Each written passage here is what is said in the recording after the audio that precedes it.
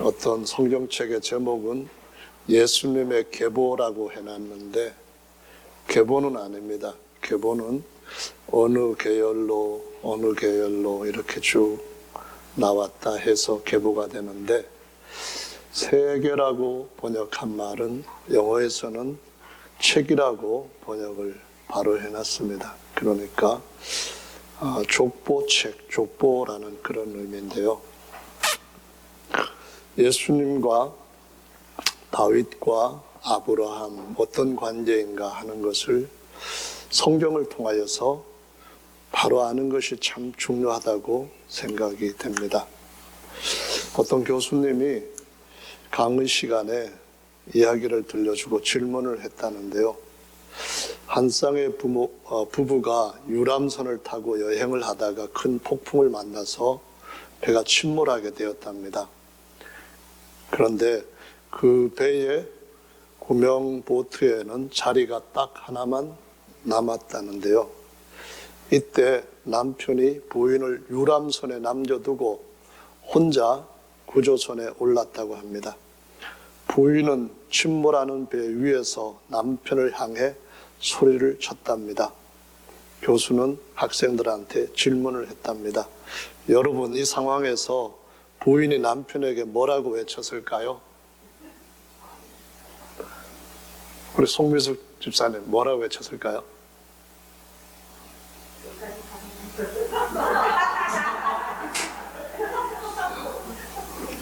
정용숙 집사님 뭐라고 외쳤을까요?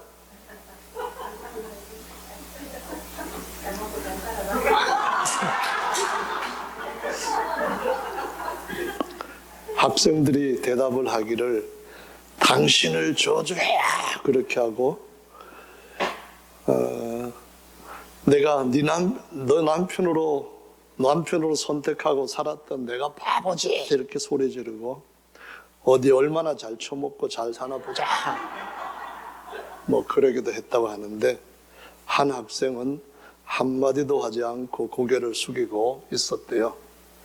다른 학생들이 조용해질 때 교수님이 그 학생한테 질문했대요. 그렇게 질문을 받고 학생이 눈물을 글썽이며 대답을 하는데, 제가 생각했을 때 아마 부인은 우리 아이들을 잘 부탁해요 라고 했을 것 같대요. 그래서 교수가 학생한테 깜짝 놀라서 물었대요.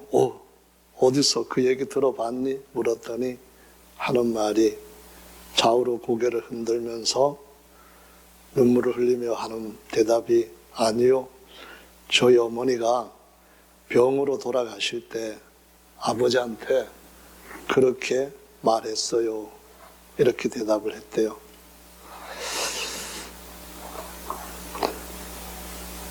교수는 감격해서 그게 정답이다 하면서 이야기를 계속 이어갔는데, 배가 침몰한 뒤에 남편은 무사히 집으로 돌아와서 자녀들을 잘 키웠고, 모두가 출가한 뒤에 남편도 병으로 죽었대요.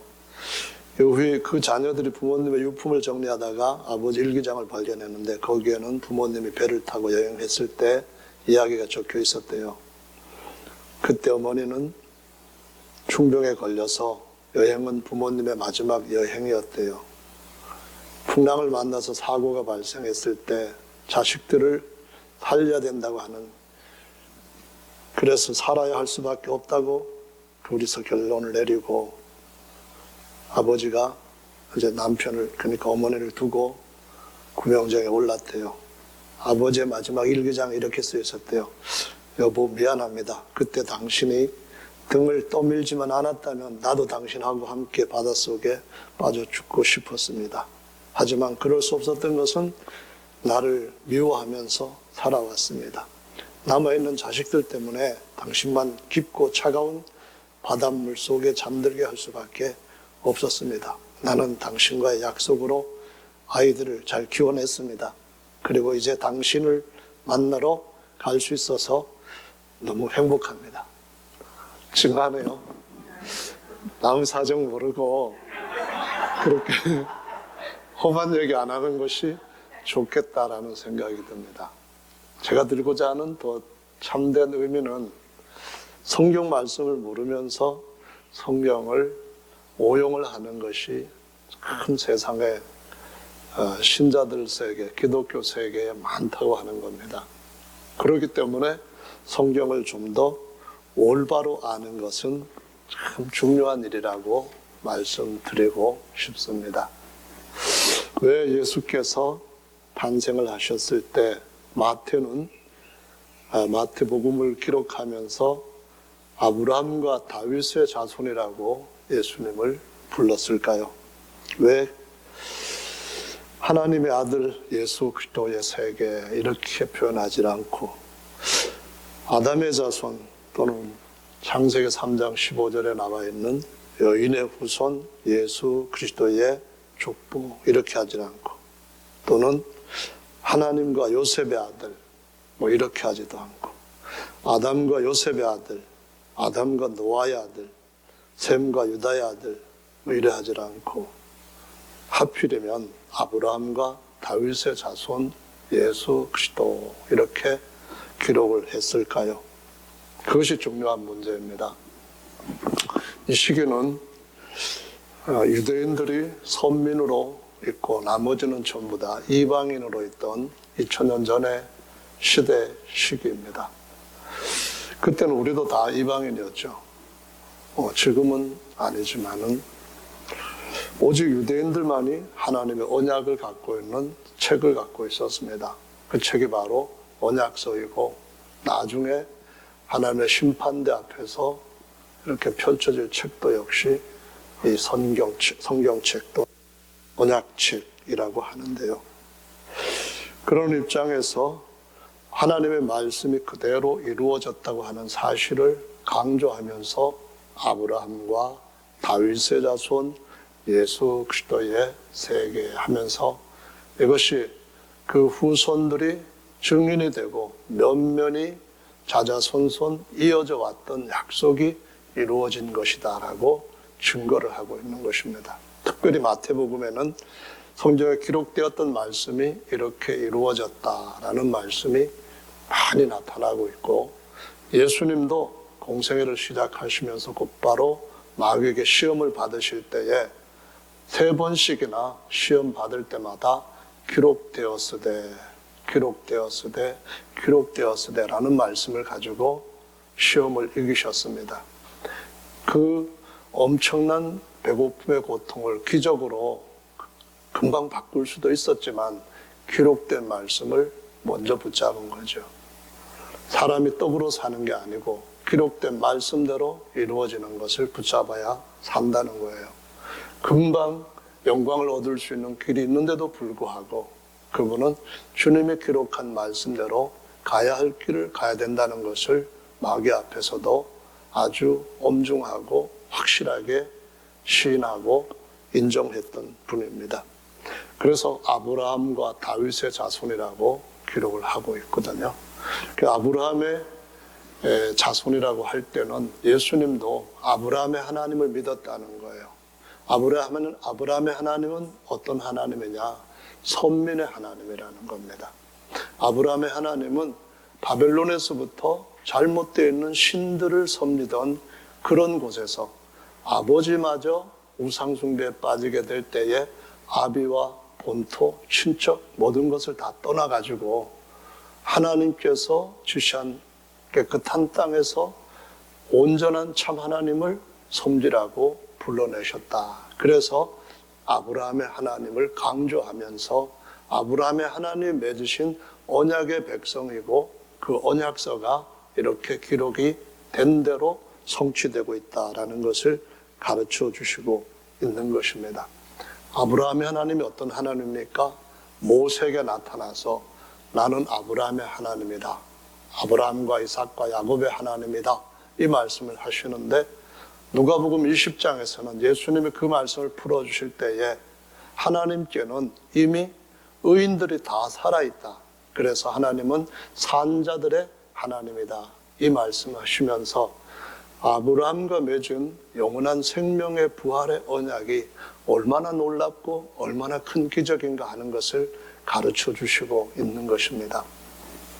인도의 성자라고 불리는 사람이었죠. 썬다싱이라고 하는 사람인데, 이 사람이 한동안 하늘나라에 가면은 세 분이 같이 앉아 계실 것이다 하는 생각에 들으면, 배우면 그렇게 말을 하고, 성경을 읽으면 아닌 것 같고, 그래서 엄청 기도를 했다고 합니다.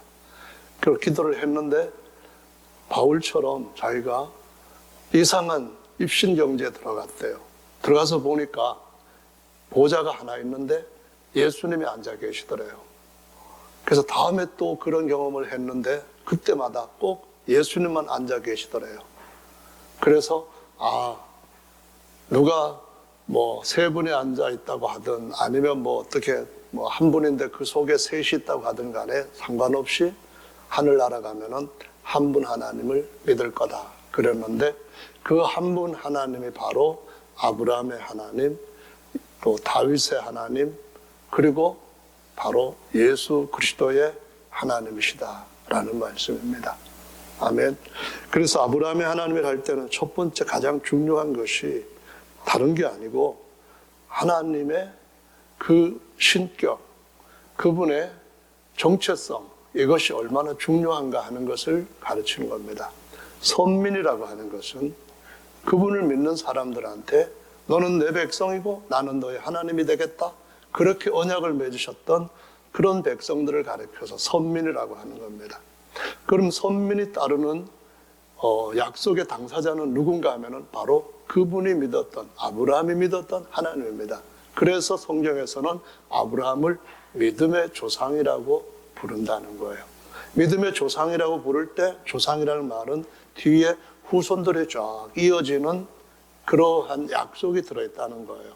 아브라함의 하나님, 아브라함의 자손 하면은 하나님이 언약하신 그 약속 속에 아브라함의 후손들이 쫙 나오게 되는데, 본래 아브라함은 아들을 낳을 수 없는 정말 어려운 그 큰 문제를 가지고 시작한 가정입니다. 결혼을 하고 보니까 아내가 정말 아름다운 여성이었고 성품도 참 남편을 잘 따르는 여성이었고 어디 흠잡을 데가 없는데, 너무 좋으면은 또 하나님이 그것이 안 좋게도 작용을 한다고 생각을 하셨는지 모르지만은 사라가 아기를 낳을 수가 없는 그런 몸을 가지고 결혼을 한 겁니다. 그러다 보니까 노인이 되었을 때는 이들이 소망이 없었는데, 믿음의 조상이 되게 하려면은 하나님이 하실 일이 있다는 거예요. 그게 뭐냐 하면은 아들을 낳게 해주시겠다는 거예요. 아들을 낳게 해주셨는데 여기에서부터 하나님이 어떤 일을 하시는가 하면은 너 나를 진짜로 믿어라, 화끈하게 믿어라, 온 마음으로 믿어라 하면서 히브리서 6장에 기록된 말씀에 보면은 내가 너를 복주고 복주고 더블 복을 주시는 거죠. 그리고 번성케 하고 번성케 하겠다, 더블로 또 번성케 하시겠다고 하는 거죠. 복을 받고 복 받고 그 다음에 다시 또 번성케 되고 번성케 됐다 할 때에 뭐 한 가지 복을 많이 받으면은 그것도 좋은 일이지만은 더 중요한 것은 영혼이 잘 되고 우리의 육체까지 잘 되고 이 생에서 잘 될 뿐만 아니라 저 생에서도 정말 영혼이 잘 되는 것이 복 받고 복 받는 것인 줄로 믿습니다. 하나님은 그 복을 아브라함한테 주시겠다는 거예요. 아브라함은 현실로 볼 때 그것이 연결이 잘 안 되는 상황이란 말이죠. 그때 하나님이 뭐라고 하셨는가 하면 자신의 사심을 두고 맹세까지 하시면서 바꿀 수 없는 이 두 가지 사실로 분명하게 그 일을 성취시키셨다고 말씀합니다. 첫째, 약속하시고 다음에는 자기의 사심을 두고 맹세까지 한 이 두 가지 사실을 가지고 반드시 그 일을 이루신다. 그래서 마태복음 1장 1절에서 아브라함의 하나님 할 때는 그 하나님이 어떤 분이며 그 언약이 어떤 언약이고 그 언약 속에 들어있는 내용들이 무엇인가 하는 것을 이스라엘 백성들한테 한꺼번에 패키지로 담아가지고 알려주는 것입니다.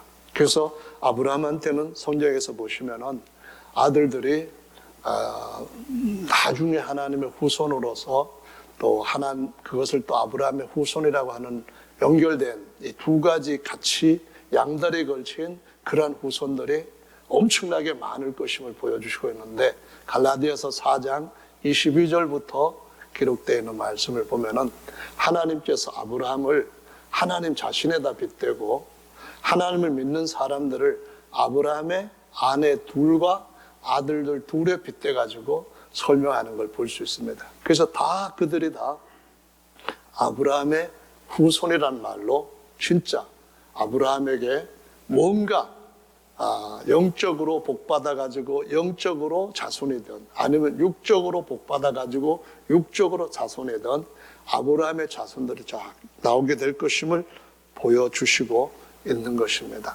그래서 하나님이 선민들, 육체적으로 아브라함의 후손들을 선민으로 삼으셨고, 그것이 한 2000년 정도 기간에 예수님 때까지 이어지게 되고요. 그 다음에 예수님이 오시고 나서부터는 신령한 선민이라 해가지고 또 하나님께서 하늘에서 난 자들이 하늘의 예루살렘을 향하여 갔던 그곳을 이르게 되었던 아브라함의 후손이다라고 표현을 합니다. 그리고 또 하나는 나중에 1000년 동안 예수께서 부활의 자녀들과 같이, 부활의 아들들과 같이 온 지구를 다스릴 때 다른 모든 이방인들은 다 멸망을 받고 이제 이방인의 때는 완전히 끝이 나지만 1000년에 들어가는 그 시점에 아브라함의 후손들이 살아서 들어가게 하신다고 말씀합니다. 1000년 동안 애를 낳으면서 번성한다고 말씀하십니다. 그리고 1000년이 끝나면은 그때 또 하나님 말씀에서부터 벗어났던 사람들을 심판하지만은 그 일부 벗어났던 사람들, 심판당한 그 사람들 외에는 다 새 하늘과 새 땅에 들어가서 영원히 번성하게 할 자들이 아브라함의 혈통적인 후손들이다라고 말씀합니다. 누구의 후손? 사라의 후손입니다. 할렐루야. 그래서 창세기 13장에 이들을 티끌 같은 백성이라고 한번 부르고, 창세기 15장에서는 하늘의 별 같은 후손이라고 부르고, 창세기 22장에서는 바닷가의 같은 백성이라고 부르는 거예요. 새하늘과 새 땅이 오는 것이 계시록 21장에 나와 있는데, 거기에서부터 보면은 새하늘 새 땅은 하나님이 만유를 창조하시고 만유를 하나님의 충만하심으로 충만하게 채우실 때에 여기도 아브라함의 아들, 저기도 아브라함의 아들, 그러니까 아담처럼 범죄하기 이전에 그런 아담, 이제 죄와 사망을 완전히 없애버린 그런 아담, 예수 그리스도의 모형으로 아담이 저 별에도 가면 있고 저 별에도 가면 있는데 별마다 엄청나게 많이 있는 거예요. 그게 다 누구의 아들이라고요? 아브라함의 아들입니다. 할렐루야. 그건 하갈의 아들이 아니라 사라의 아들입니다. 어떤 아들이에요? 모래처럼 많은 아들들이 있다는 거예요. 하나님이 내가 너에게 복 주고 번성케 하고 번성케 하겠다. 이거 얼마나 인간적으로 엄청난 큰 약속을 하시고 그 약속을 반드시 이루겠다고 맹세까지 하셨던 그 맹세대로 이루신 미쁘신 분인가 하는 것을 보여주시고 있습니다. 할렐루야. 이 땅은, 하늘과 땅은 언젠가 사라질 것이라고 말씀하십니다. 믿습니까? 계시록 21장에 옛 하늘과 옛 땅이 사라져 버렸다고 분명히 말씀하십니다. 새 하늘과 새 땅이 온다는 거예요. 그러면은 하나님 지으셨던 나머지의 모든 땅들, 모든 별들마다 수십억의 사라의 아들들이 살아가고 있습니다. 할렐루야. 모든 별들, 하늘의 별 얼마나 많은지, 바닷가의 모래, 그러니까 지구상에 있는 모래들의 모든 숫자만큼 별들이 많은데 그 많은 별들 하나하나에 사라의 아들들, 사라의 딸들이 엄청나게 많이 살아갑니다. 할렐루야. 왜 사라의 아들이라고 말하죠? 낳을 수 없었던 아브라함의 본처를 통하여서 난 아브라함의 진짜 씨입니다. 할렐루야.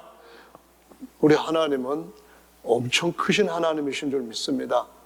저와 여러분들이 믿고 하나님 앞에 구하는 것, 그것이 전혀 미치지 못할 만큼의 크고 광대하시고 위대하시고 치엄하시고 놀랍게만 하신 그런 하나님이신 줄 믿습니다. 그래서 아브라함과 다윗의 자손 이렇게 시작을 하고 있다라는 말씀이에요. 할렐루야. 그 다음에 다윗의 자손 이렇게 또 나왔잖아요. 다윗 위에도 선조가 많잖아요. 마태복음 1장에도 보면은 다윗의 조상들 많이 있어요. 다윗 후에도 요셉까지 또 요셉의 조상들이 많이 있고 다윗의 후손들이 많이 있어요. 근데 하필 왜 다윗의 자손이라고 다윗을 또 콕 집어가지고 예수님을 다윗의 자손, 원래 원어에서는 다윗의 아들 이렇게 표현합니다.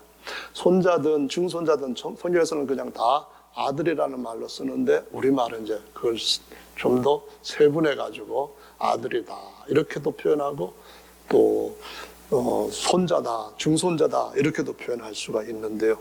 왜 다윗의 자손이라고 말을 했을까요? 다윗은 그 당시에 가장 뛰어난 가문의 아들 아닙니다.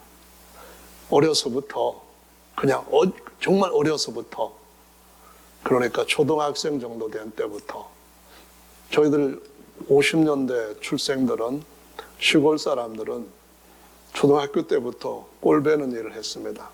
이것이 다윗이 양치기 일 하는 것과 같은 일입니다. 꼴 베어갖고 오고 또 소뜯기로 밖에 나가고 그거 합니다. 그런데 그 집에 예를 들어서 머슴이 하나 아니면 둘 있고 하면은 도련님들한테 그거 안 시킵니다.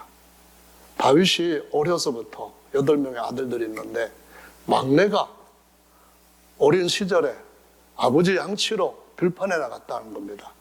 그 들판에 그냥 놀고만 있어도 양떼들이 참 맛있게 먹고 그냥 잘 놀다가 그냥 양우리가 그냥 따라오느냐 하면은 가끔 사자와 곰이 나타났습니다. 제가 만약에 이세라고 한다면은 제 아들이 정말 귀하다고 여겨지고 정말 그냥 생활 여건이 괜찮다고 한다면은 아들 중에 누구도 그런 목장, 그런 사나운 곳에 양치기 하러 보내지 않을 것 같아요. 어떻게 8번째 되는 그 꼬맹이를 갖다가 양을 치라고 보냅니까? 근데 놀라운 것은 하나님이 다윗을 여기에 집어넣을 만큼 하나님 눈에 쏙 들게 되었던 것은 그 어린 소년이었는데도 불구하고 하나님을 신뢰하는 믿음이 어른들 뺨친다면 그 나쁜 거니까 어른들을 그냥 기가 팍 죽게 할 정도의 저와 여러분들에 대한 어떤 믿음을 우습게 여길 정도로 대단한 믿음을 가졌다는 겁니다. 사자가 왔어요. 곰도 왔어요. 사자가 왔을 때에 우리 같으면 어떡합니까? 도망치죠. 사자가 얼마나 빨리 따라옵니까? 그러니까 발이 안 보이도록 도망을 쳐야만 살뚱말뚱하는 그런 거 어릴 때부터 다 알아요. 그런데 다윗한테는 뒤에 참된 목자가 계신다는 거예요. 하나님을 의지하는 마음이 보통이 아니라는 거예요. 곰한테 오히려 쫓아간 거예요. 곰이 물고 도망을 빨리 가는데 그보다도 더 빨리 막 4단계, 5단계를 넣고 막 따라간 거예요. 따라가갖고는 곰한테 우리 아버지 양 내놔. 안 내놓는 거예요. 물고 번쩍 일어서가지고 팔로 다윗을 치려고 하는 거예요. 쓰니까 다윗보다도 곰 키가 엄청나게 큰 거예요. 몸무게로 따지자고 하면 이거는 완전 경량의 초경량급에다가 완전 헤비급하고 싸울 정도로 게임이 안 될 정도인 거예요. 그런데 다윗이 갈기 물고 들은 곰의 수염을 잡고 주먹으로 때렸대요. 돌들어 때려도 아프지도 않을 것 같은데 그 작은 손에. 근데 이 주먹이 하나님 앞에서 돌주먹이 되게 해가지고 한 방에 헉 소리를 나고 양을 놓고 도망을 가게 만들었어요. 사자도 그랬고요. 이거 이렇게까지 믿음이 어려서부터 하나님에 대한 신뢰하는 믿음이 큰데 여러분 하나님 마음에 쏙 안 들으셨어요? 하나님은 지구상의 70억 인구의 모든 하는 행동과 생각 다 현재로 보시고 다 알고 계시는 줄 믿습니다. 다윗 보시니까 정말 저 어린 것이 나를 알면 얼마나 안다고 저렇게까지 나를 이렇게 신뢰하느냐.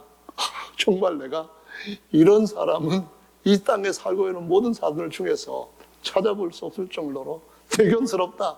나 다윗의 하나님이 되겠다. 이렇게 하시지 않았겠어요? 그래서 다윗한테 하나님이 그때부터 중심을 주시고 보시는데 사울 왕을 처음에 사람들의 원함에 따라 세웠지만은 하나님 말씀을 밥 먹듯이 버리니까 하나님이 그 나라를 사울이 만약에 말씀대로 했더라면 왕의 나라가 영원했을 겁니다. 그런데 이제는 하나님의 말씀을 버렸으니까 하나님이 자기 마음에 맞는 사람을 찾아서 나라를 이양하실 겁니다. 사무엘이 그렇게 얘기를 합니다. 그래서 다윗의 마음을 하나님께서 보셨을 때 마음에 들었다는 거예요. 그래서 사도행전 13장 22절에서는 하나님께서 다윗을 부심해 그 마음이 하나님의 마음에 합한지라라고 기록을 하고 있습니다. 왕이 되고 나서도 정말 얼마나 하나님을 신실하게 신뢰하는지 모릅니다. 사울 왕을 죽여야 되는데 사울 왕이 자기를 죽이려고 막 3,000명 정예병을 갖고 따라다니는데 죽일 수 있는 기회가 2번 완벽하게 왔는데 그럼에도 불구하고 그냥 사울을 살려주는 이유가 사울이 자기 장인이기 때문에 그런 건 아니잖아요. 사울한테 다시 다른 병사들이 자기한테 해코자 할까봐, 아니면 백성들의 마음이 떠날까봐 이미 백성들의 마음은 다윗한테 다 와 있는데요. 모든 것들이 이제 사울 왕만 제거되면은 그 나라는 다윗한테 자연히 돌아오게 되어 있는데 왜 안 죽였을까요? 하나님 말씀에 내 기름 부음 받은 자를 손대지 말아라. 이 말씀을 너무가 아니라 정말 진실하게 믿고 하나님을 존경하는 마음으로 순종했기 때문에 하나님께서 그것을 보시고 뭐라 하신다면은 내가 너에게 영원토록 내 후손들 중에서 내 왕위가 끊어지지 않게 하겠다. 다른 사람을 아예 그냥 다 교체버리고 끊어버리기 하지만은 너의 후손만큼은 내가 채찍으로 때리고 막대기로 때리고 그렇게 해가지고 혼내기는 할지언정 너의 후손을 내 왕위에서 영원토록 끊어지지 않게 하겠다. 이 말씀을 하신 거예요. 그래서 이 다윗 하면은 뭐가 되냐면은 이스라엘의 왕이 되어가지고 2번째 왕이 되어가지고 적들을 다 평온하게 나라를 그 안전한 데로 집어넣는 승리하는 장군으로서 또 용사로서 이스라엘을 다스리는 왕으로서 그 집권 기간을 가장 위대한 성군으로 이름을 남기고 그리고 난 뒤에 하나님께서 다윗이 죽고 난 뒤에 비로소 다윗이 전쟁할 때에 갖지 못했던 하나님 앞에 간구했지만은 응답받지 못했던 것을 아들한테 이루어 주시는 걸 볼 수 있습니다. 성전 건축이에요. 다윗이 하나님의 전을 사모하는 열심이 얼마나 대단했는지 침상에 오르지도 않고 눈꺼풀을 이렇게 붙이지도 않고 나는 왕궁에 사는데 우리 하나님은 장막에 계속 계시는데 우리 하나님은 나보다도 더 영원토록 존귀와 영광을 받으셔야 될 그런 분인데 나한테는 이렇게 주시고 본인은 하나님 자신은 그렇게 안 하시는데 해갖고 도무지 잠을 못 자겠다 해갖고 제가 성전 세우기를 원합니다. 허락해 주세요 했을 때 너는 피를 많이 흘렸어. 너는 싸움한 사람이야. 그러니까 너의 아들 솔로몬 평화의 사람을 통하여서 성전을 세우게 해주겠다. 그래서 솔로몬이 왕이 안 될 반역에서도 살아남고 성전을 건축하게 되는데요. 예수님이 다윗의 자손으로 오셔가지고 적들을 쳐버리는 원수들을 없애버리는 그 과정에서는 하나님의 영원히 쉬실 수 있는 성전을 못 세우고 하나님의 전을 사모하는 열심히 그 예수님을 삼킨다고 했던 요한복음 2장의 말씀은 뭐냐면은 그가 죽으시고 난 뒤에 이제 영원히 하나님 안에서 평강의 왕으로 아버지 보좌에 앉으실 때 하나님의 영원한 성전에 머릿돌로 놓아지신다는 것을 가르쳐 주시고 있는 겁니다. 그래서 예수님은 다윗의 자손할 때 무슨 말이냐면은 다윗의 후손이 되어 오셔서 아담이 범죄했으니까 마지막 아담의 신분으로 그 아담이 범죄했을 때에 아담한테 대들었던 원수들을 멸하시는 거예요. 어떤 원수를 멸하는가 하면은 세상의 왕 임금이라고 하는 사탄, 뱀의 머리를 깨버리는 일을 예수께서 다윗의 자손으로 다윗의 후손의 왕위에 오를 자로 그 일을 하시는 거예요. 뿐만 아니라 그가 어린 양으로서 죽으셨다가 부활하시는 것이 뭘 의미하냐면은 모든 죄를 짊어지시고 불구덩이에 들어가셨다가 일어나신 거예요. 죄는 싹 태워버리고 그분이 부활을 하신 거예요.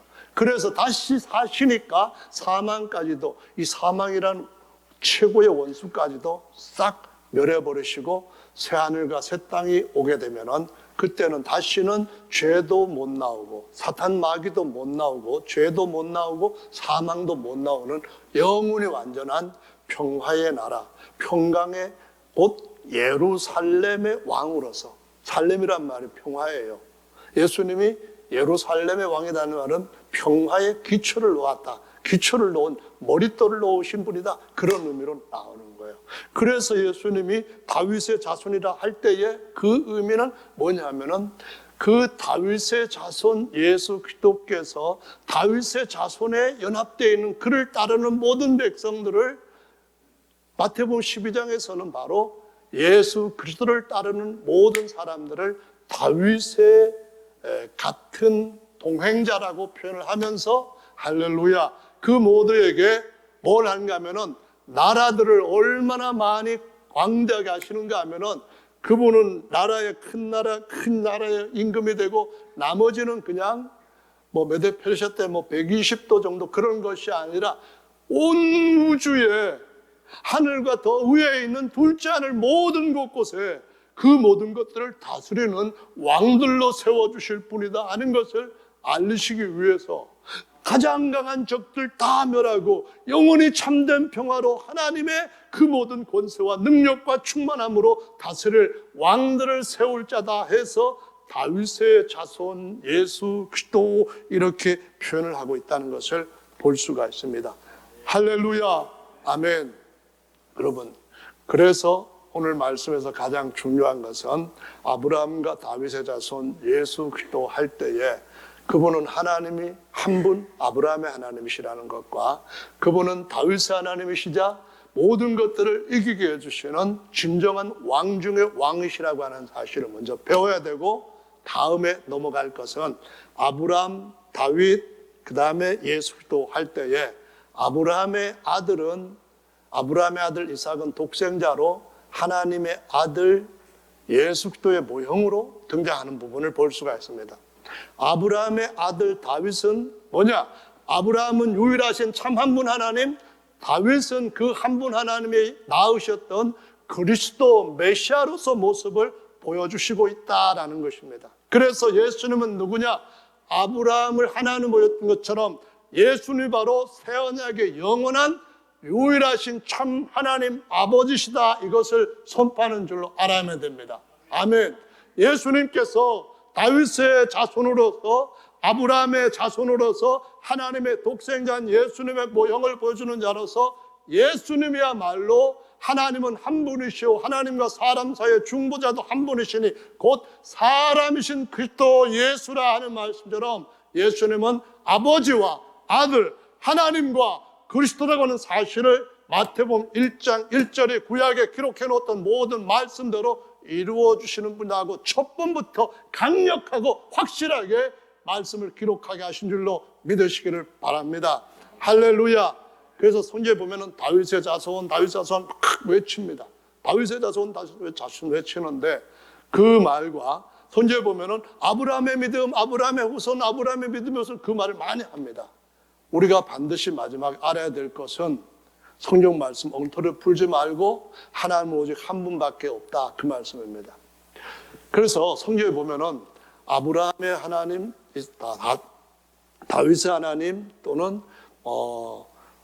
예수 그리스도의 하나님 할 때 한 분 야훼를 가리키는데요.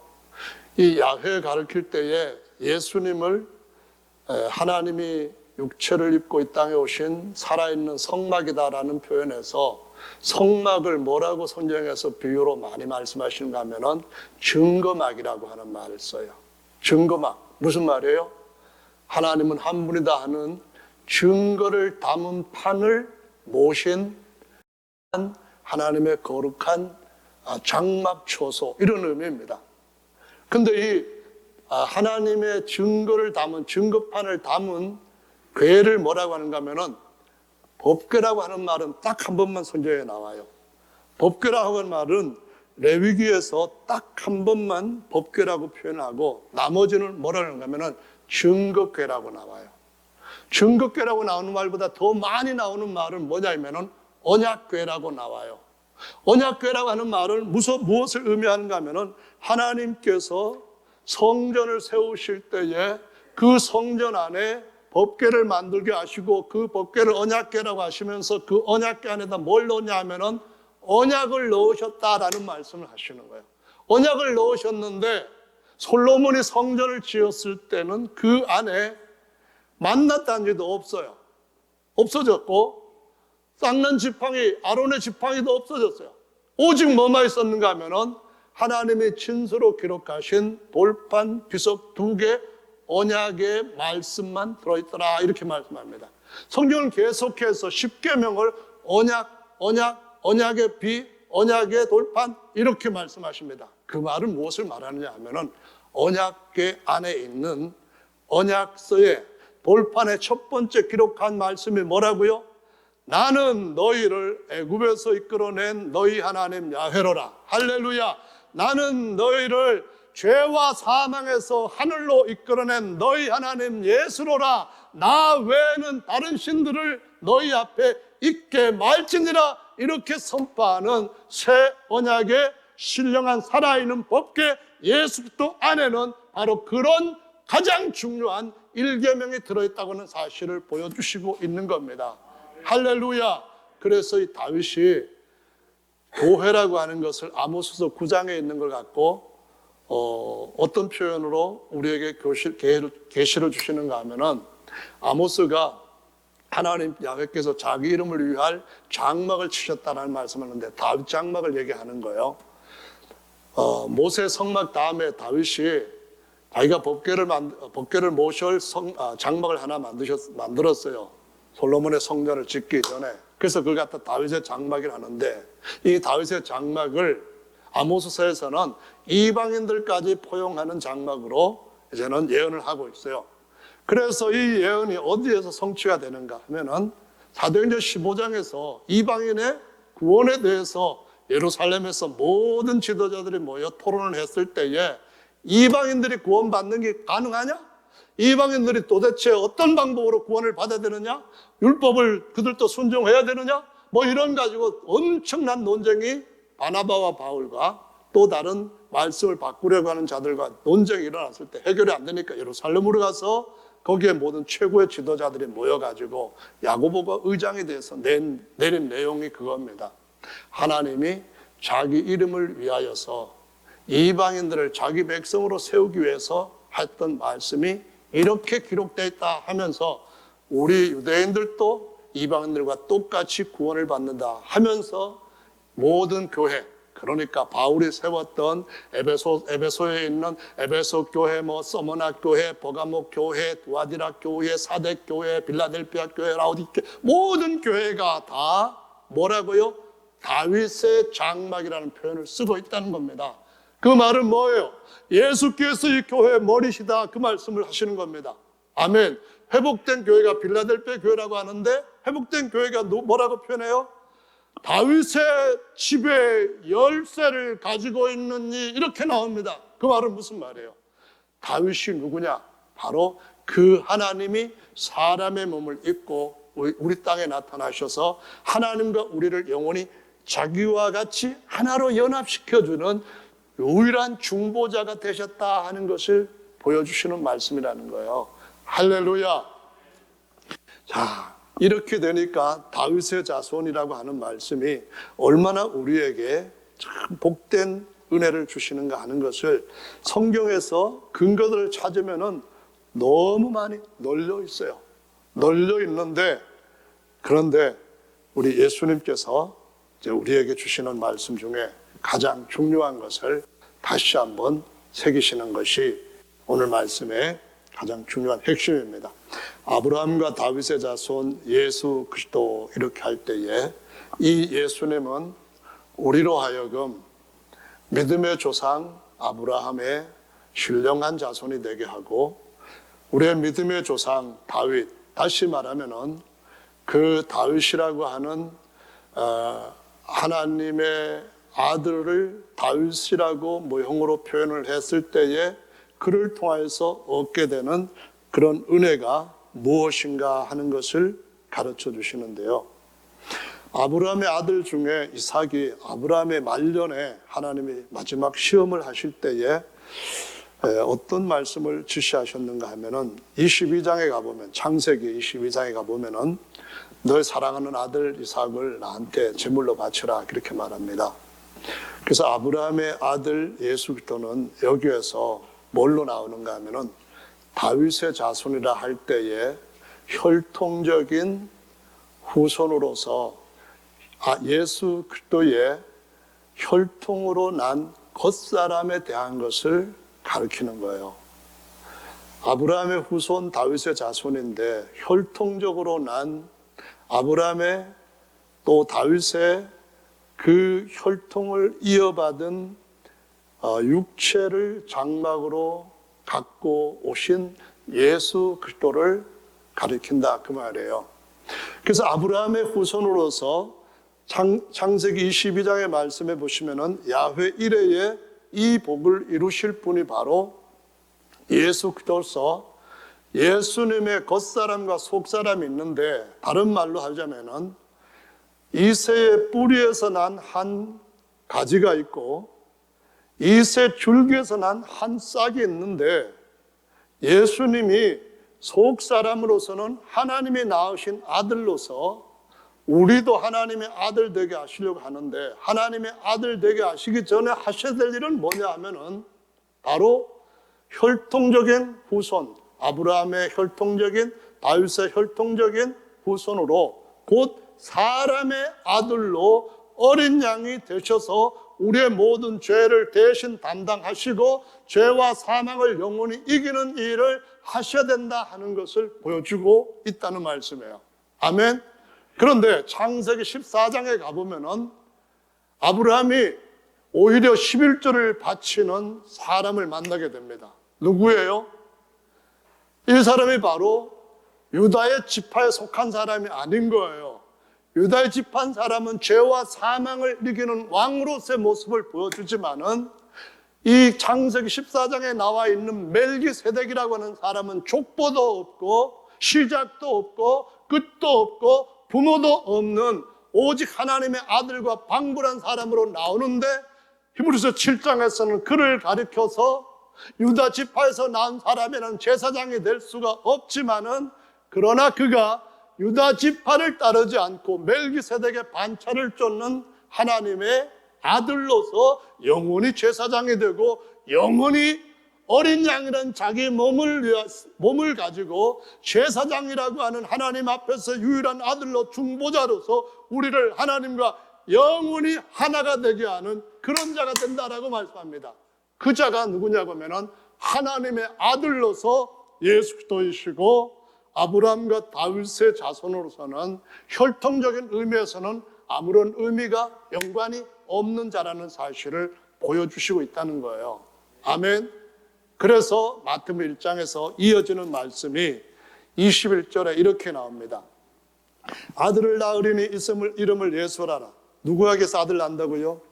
요셉의 약혼녀에게서부터 아들을 낳는다는 거예요. 그가 자기 백성을 저희 죄에서 구원할 자이심이라. 여러분, 그가 자기 백성을 저희 죄에서 구원하신다는데 어떻게 구원하셔요?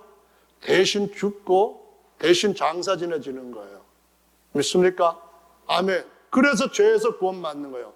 아담이 처음부터 죄가 있었던 거 아닌데 죄를 지었기 때문에 죄 때문에 죽게 된 거예요. 그 문제를 위해서 아담과 같은 아담의 후손, 아브라함의 혈통적인 후손, 다윗의 혈통적인 후손으로 마리아 요셉에게서부터 그 가정에 태어난 거예요. 그래서 죄 문제를 해결해 주시는 거예요. 죄에서부터 구원자가 되어 주시는 거예요.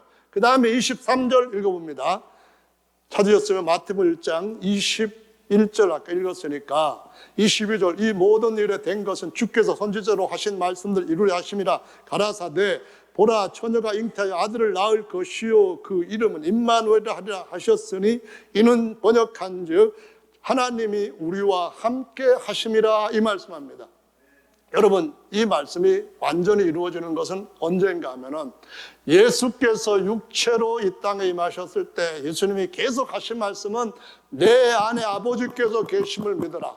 나는 내가 하는 말이 내 말이 아니고 내 안에서 아버지께서 자기 말씀과 기적을 행하시는 것이다. 계속 나를 본 자는 아버지를 본 것이다. 나를 영접하면 나와 하나가 되어 있는 아버지를 영접하는 것이다. 하나님은 아무도 볼 수가 없지만은 볼 수 있도록 그분이 낳으신 아들이 그분의 형상이 되었기 때문에 그분의 형상인 나를 아들을 보면은 아버지를 보는 것이다. 계속 그 말씀하시면서 나와 아버지는 하나이다. 내 안에 아버지께서 계신다. 그러는 거예요.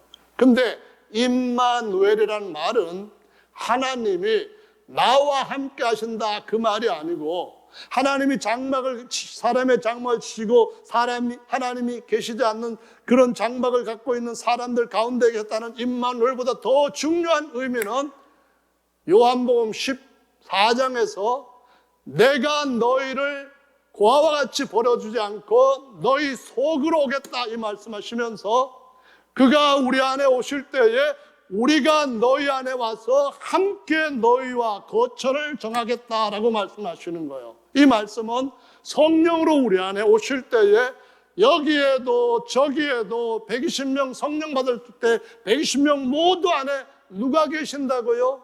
그리스도 예수로 말미암아 하나님이 계시는 거예요. 그 말은 무슨 말이에요? 우리가 너희 안에 오겠다 했을 때 우리 안에 그분이 오셨는데 우리 모두가 다 하나님을 모신 성전 하나님의 형상이 되도록 놀라운 일을 행하셨다라는 말씀을 하시고 있는 겁니다. 그러면 이걸 위해서 우리가 뭘 해야 되죠?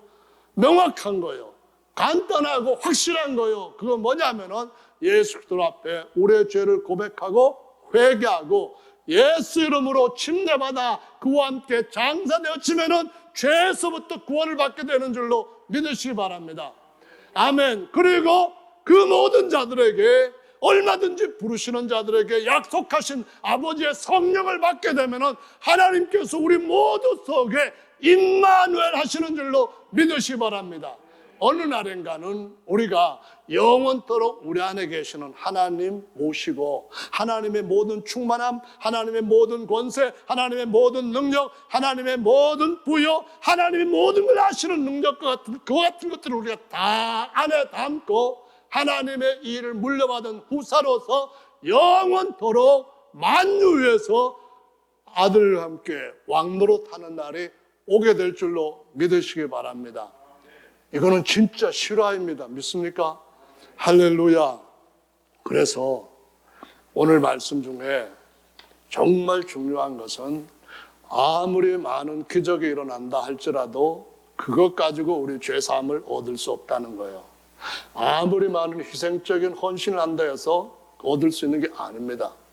손양원이라고 하는 목사 한 분이 계신 게 아주 유명한 분입니다. 이분이 어떤 분인가 하면은 나 환자 거기도 만들어가지고 애향원이라는 거 만들어가지고 참 헌신적으로 한 분입니다. 여순 반란 사건이 일어났을 때 반란군들이 아들 둘을 죽여버렸어요. 그런데 다시 그 반란군들이 잡혀가지고 처형을 당하게 되었을 때에 고민하다가 기도하고 난 뒤에 하나님의 원수를 사랑하라 이 말씀을 그대로 실천해야 되겠다 해가지고 탄원을 했어요. 살려주세요. 내가 그들을 용서할 테니까 저들을 살려주세요. 그래서 그때에 안재선이라고 하는 자기 두 아들을 죽였던 그 사람을 살리게 되고 자기 양자로 받아들이게 됩니다. 그리고 나중에 그 손양원 목사는 이제 총에 맞아서 일본군 총에 맞아가지고 이제 죽게 되는데요. 이분이 워낙 정말 대단한 일을 했기 때문에 많은 사람들한테 존경을 받습니다. 근데 오늘 여러분들한테 드리고자 하는 말씀은 누구든지 진실로 말씀드릴 수 있는 것은 물과 성령으로 나지 아니하면은 하나님 나라를 볼 수 없는 거예요. 아무리 자기 가족을 몰살시킨 원수를 사랑하고 그를 위해서 내가 대신 죽는다 해도 그것 때문에 구원받는 것이 아니라는 거예요. 구약에도 많은 사람들이 남을 위해서 희생된 사람들이 있었어요. 구약의 의인들 중에서도 다른 사람을 위해서 자기 모든 것들을 희생시킨 사람들이 많았어요. 그러면 그 사람들이 죽어서 어디 갔죠? 예수께서 오시기 전까지는 음부로 갔어요. 왜 그랬지요? 사람의 방법 갖고는, 사람의 능력 갖고는 죄를 사할 수가 없는 거예요. 오직 예수님이 그거 해주실 것에 대한 말씀을 따라서 이 모든 일들은 이루어지는 줄로 믿으시기 바랍니다. 그래서 성경은 뭐라고 말하는가 하면은 모든 사람은 육체요. 그 모든 영광은 풀의 꽃과 같고 풀은 마르고 꽃은 떨어지되 주의 말씀은 세세토록 있도다 하였으니 곧 우리가 너에게 전한 복음이 이 말씀이다라고 말씀하시는 겁니다. 하늘도 사라지고 땅도 사라진다. 히브리서 1장에 말씀합니다. 옷처럼 다 갈아입을 것이다. 새 땅이 올 것이다. 이렇게 말씀합니다. 그런데 천지는 없어져도 주의 말씀은 세세토록 영원토록 있다고 말씀하십니다. 마지막 심판대에 이 책이 펴질 거예요. 그리고 또 생명책 하나가 그 앞에 펴질 거예요. 생명책은 누가 그 이름이 올라갑니까? 누구의 이름이 올라가나요? 예수 그리스도 안에서 말씀대로 구원받은 사람이 올라갑니다. 아멘. 그리고 또 하나의 책이 펴질 거예요. 그 책은 모든 사람들이 구원받은 생명책 있는 사람들의 그 모든 행적들은 더러운 것들이 싹 지워진 하얗게 된 책이고 심판받을 자들, 그 생명책에 기록되지 않은 모든 사람들의 행위가 낱낱이 기록되어 있는 그런 기념책이 펴질 거예요. 우리가 언젠가 예수 이름으로 침례를 받았다고 하는 기록이 있다고 한다면 정말 여러분 복받은 줄로 믿으시기 바랍니다. 언젠가 우리가 예수님 안에 성령 침례를 받았다고 한다는 그와 같은 기록이 있다고 한다면 여러분 이름이 생명책에서 빛날 거예요. 그래서 예수님 말씀하셨잖아요. 40일 금식해서 굶어 죽을 것 같은 상황 속에서도 기적이 중요한 게 아니에요. 남의 기적을 통해서 내가 은혜 입는 것도 중요하겠지만 또 내가 스스로 기적을 행할 수 있는 건 더 중요하겠지만 그것하고 주님이 주시고자 하시는 은혜와 은혜 위에 은혜는 내가 기적을 행하든 남의 기적을 통하여서 은혜를 입든 그게 중요한 게 아니에요. 중요한 것은 예수님의 말씀대로 언약대로 죄사함을 받는 것이고 언약에 기록되어 있는 대로 그분만을 섬기는 것이 중요한 것인 줄로 믿으시기 바랍니다. 그래서 나는 기적을 일생에 한 번도 체험하지 못했는데 그래서 마음이 나는 그런 것 좀 하고 싶다 해서 그쪽으로 자꾸 쏠리는 분이 있다면 조심하셔야 돼요. 왜냐하면 마지막 때 이제 참 그리스도가 나타나기 전에 예수님 오시기 전에 있어야 될 가장 중요한 표적 중에 하나는 거짓 그리스도가 나타난대요. 거짓 그리스도가 사람들한테 다 영접받는데 유대인들도 꼴딱 넘어간대요. 왜냐 하니까 온갖 기적들을 행하는데 이전에 그 누구보다도 더 뛰어난 기적들을 행하더라. 그러니까 이가 바로 오실 메시아가 아니면은 누구겠냐? 확실하다. 믿는다는 거예요. 주님은 말씀하시기를 말씀으로 우리 자신을 변화시켜 놓으신 이것이 최고의 행복이요 최고의 기적이라고 증언하고 계십니다. 계시록 22장 16절에는 뭐라고 나오나요? 이렇게 나옵니다. 나 예수는 내 사자를 각 교회에게 보냈다 하시면서 나는 다윗의 뿌리요 이렇게 말씀합니다. 할렐루야. 다윗을 창조하신 유일하신 하나님이에요. 나는 다윗의 뿌리일 뿐만 아니라 그의 자손이다 이렇게 말씀합니다. 바로 다윗의 자손이라고 하는 말씀은 종의 신분을 얻기 위하여 다윗의 그 후손 같은 육체 입고 오셔서 어린 양 대신 그걸 얘기하시는 거예요. 그러니까 마태복음 1장 1절에 있는 것과 같은 것을 마지막에다 딱 보이시면서 뭐라고 하시는가 하면은 이 기록된 말씀에다가 더하는 자들은 이 책에 기록된 재앙들을 더할 것이고 이 책에 기록된 것을 빼는 자들은 하나님 나라의 생명나무의 참여함을 빼버리겠다라고 말씀하시면서 말씀 그대로 믿어라라고 말씀하십니다. 아멘. 기적이 말씀을 바꿀 수가 없고 이 모든 시간과 사회 풍조와 사람들의 교리가 진리의 복음을 바꿀 수가 없는 줄로 믿으시기를 바랍니다. 승리가 여러분한테 있으니 아무도 멸관을 빼앗지 못하도록 빌라델피아 교회같이 승리하시기를 예수님의 이름으로 축원합니다. 할렐루야. 다 같이 오늘 잠깐 기도하실 때에 우리 벤타 사모님 생각하시고 같이 잠깐 기도하시는 시간 갖겠습니다. 기도하겠습니다.